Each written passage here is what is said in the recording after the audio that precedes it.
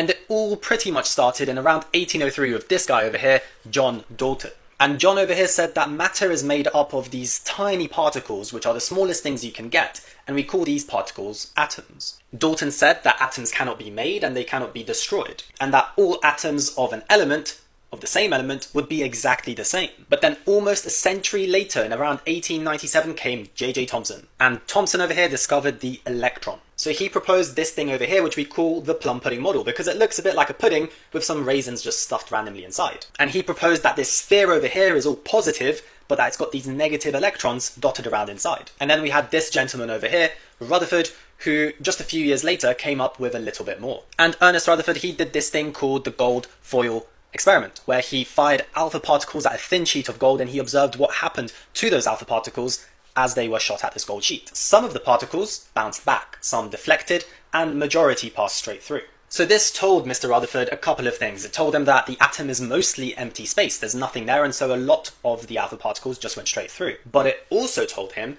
that the center of the atom is very dense, and it has to be a positively dense center, because when the alpha particles were fired and they hit that dense center, they bounced back, which meant that the positive nucleus, as we now know it, was repelling those positive alpha particles.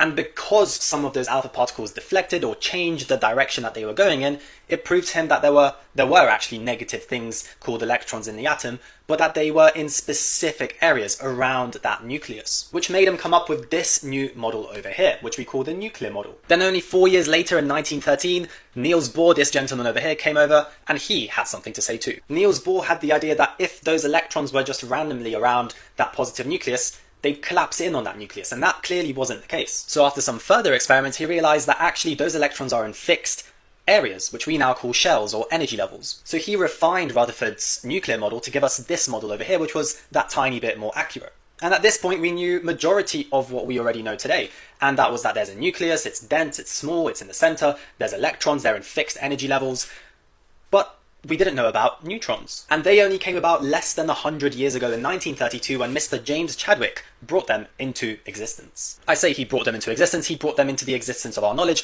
because we didn't know about them before. But he solved a major problem, because up to that point, the mass of an atom was not adding up with the number of protons that there were in that atom, and things mathematically just weren't making sense. But with the addition of neutrons, which are neutral particles, which is why they were undetected for so long, the mass number and the number of protons and neutrons added up. And that brings us to our beautiful model of an atom which we have today, and it's all as a result of all of these scientists building on each other's knowledge and coming up with this wonderful model.